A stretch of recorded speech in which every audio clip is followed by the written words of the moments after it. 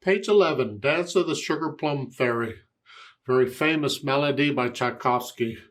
I would encourage you, if you're not familiar with it, go listen to the Nutcracker Suite. Just Google it and listen. It's gorgeous. I look it over. It's 3 pages long. Clef signs are treble and bass. There's one sharp in the key signature, so it's either in G major or E minor. If I look at the end, it's here. Ending on an E minor chord, I figure it's in E minor. Go ahead and do the scales for the key signature though, and that would be G major and E minor. Just get familiar with the idea of always playing F sharps. And E minor, you're going to have D sharps probably also, because we use harmonic minor. Yeah, so you get used to playing those black keys. And cut time. Cut time is 2/2 time. It's like 4/4 time, only they cut it is 2/2. When I learn a piece that's in cut time, at first, I pretend it's in 4/4 time because it makes the rhythm a lot easier to count. Because in cut time, a quarter note gets half a count. So I'm going to talk about this for a while as though it's in 4/4 time. And then when it's time to take it up to speed, then I'll put it in cut time. Because by then I'll have the rhythm down. I'm not counting it anymore. Now, let's check each hand to make sure we know what the fingers and the rhythm and all that is. And at the beginning, the third finger here on the E, that puts the hand here. If I have a D sharp, it's here. We're in that area. And it's 1, 2, 3, 4. 1, 2, 3, 4. 1, 2, 3, 4. 1, 2, 3. That's what we're doing there. Let's go down to measure 9. 1, 2, 3, 4. 1, 2, 3, 4. 1, 2, 3. Now they want thumb. Why thumb? Well, because in measure 13 we got a D flat. A lot of times when trying to figure out fingering, we have to look ahead to see what's coming, to see if we need to prepare for that. So in measure 12, we have the D flat. Because I'm here, I could just as easily use second finger on the Ds. But then I got the D flat, I have to use here, and then I C. I ran out of fingers. So what I do is, the book is what they're doing. They're using thumb for measure 12, then cross over. That way we go all the way down to D. Yeah, it's good fingering. It's nice when the book has good fingering in it, then you can follow it. Not all books have good fingering. Some of them are a little weird. And some books don't have fingering at all. You got to figure it out. So you do the best you can. Measure 16 on page 12.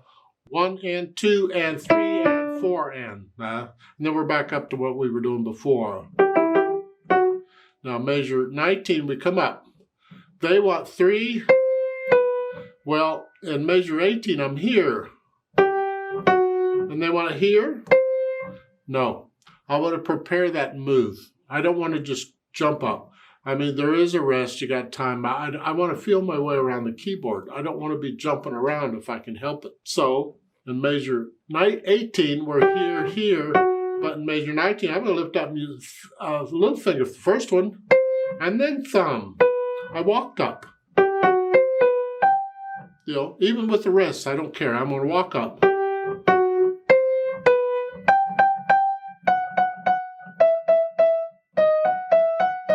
In measure 25, you come down to this little finger now.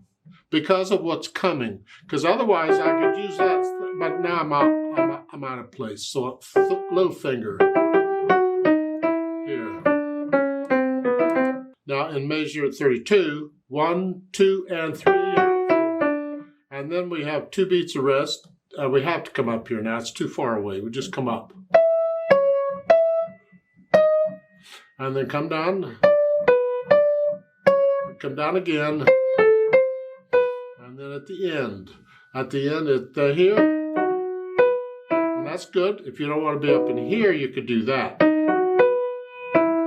I don't know how big your hands are. So it's either 1, 2, or 2, 3. You and your teacher can figure that out. The left hand, where you're down here. 1, 2, 3, 4, 1. The rhythm's not a problem. If you don't want to be up in here in the third measure, use second finger. Doesn't matter. That's fine. On measure 16, we're here. 1, 2, come up. 2. Now I'm I'm going to connect these. Thumb, and then going on. Here, they're both black keys.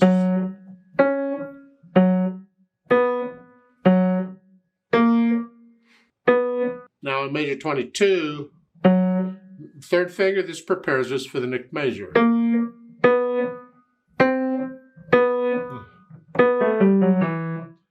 Measure 24, 1, 2, and 3, and 2. Let's put the hands together and see what happens. And I'll hesitate at first. I don't care. I just want to see how they're coordinating here. We're here. 1, 2, 3, 4. 1, 2, 3, 4. 1, 2, 3, 1, 2. Isn't this fun? Let's go down to measure 9. 1, 2, 3.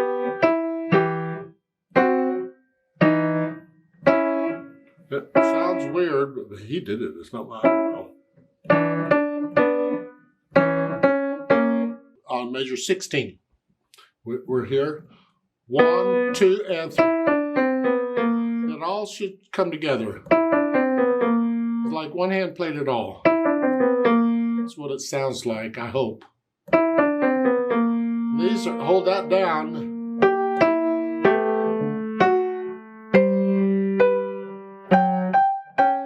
At the bottom of page 13. Start around measure 27 is fine. You're here. 1, 2, 3, 4. 1, 2, 3. 1, 2, 3. There. 1, 2, 3, and 4. So I'll work out and get the hands together, and then I'll go back over it slowly, say a line or two at a time, and make sure there's no hesitations anywhere except maybe the page turn. You can hesitate that. We'll deal with the page turn later. Then after the hesitations are gone, at least for now, then I do the articulation. Most of it's staccato. Flexing at the wrist, a short staccato. 2. I'm on the key and I'm bouncing off.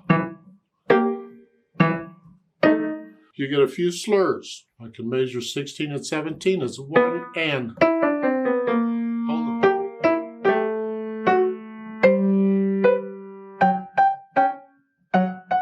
So I put in the articulation, and after that I have the dynamics. Applies to the melody, but in this case, at least at the beginning, it's both hands. You can do both hands. Very, very soft. Here, just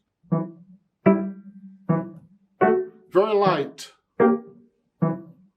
You get to measure 16. For the 8th notes to come up a little bit to sort of soft.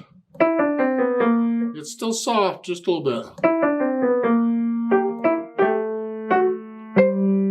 You have the hairpins, measure 18 and 19, you're going to have to sort of loud.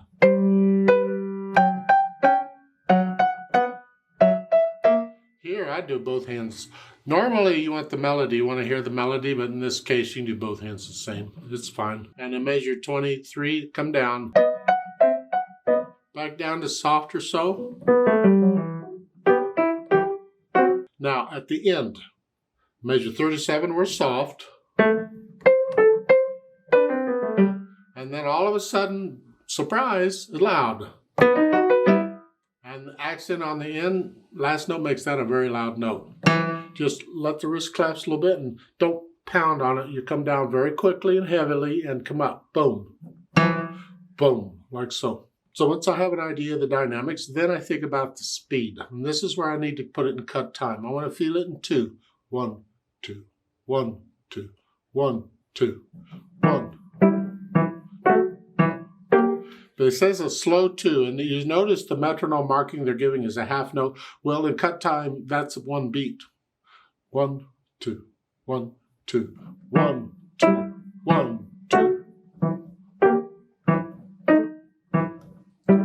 All the way through, same speed. That's fine. You can listen to different orchestras play this, and you'll find they play it at different speeds. Now we have to deal with this page turn. What are we going to do about that? The rule on a page turn is you do not mess up the beat because of the page turn. The beat has to be steady, start to finish. So we have to figure out a way to turn the page. There's a list of possibilities. It goes from the number one choice, which is memorize a piece, to you got to turn the page to yourself, you got to leave out notes. So what do we do? Is there somebody to turn the page for you? You can't always rely on that. You might play this somewhere where there isn't. then you got to do it yourself.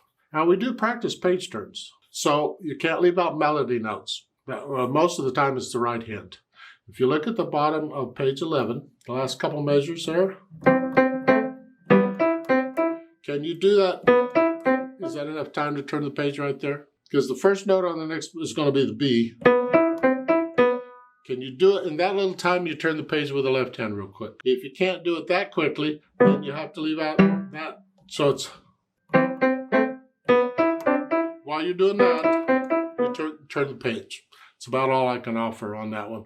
You'll try and find somewhere near the page turn where one hand isn't doing anything, and you turn the page there. Then you may have to memorize a few measures, but usually you can do that fairly quickly. So I'm afraid that's about the only suggestion I would have on the page turns on that.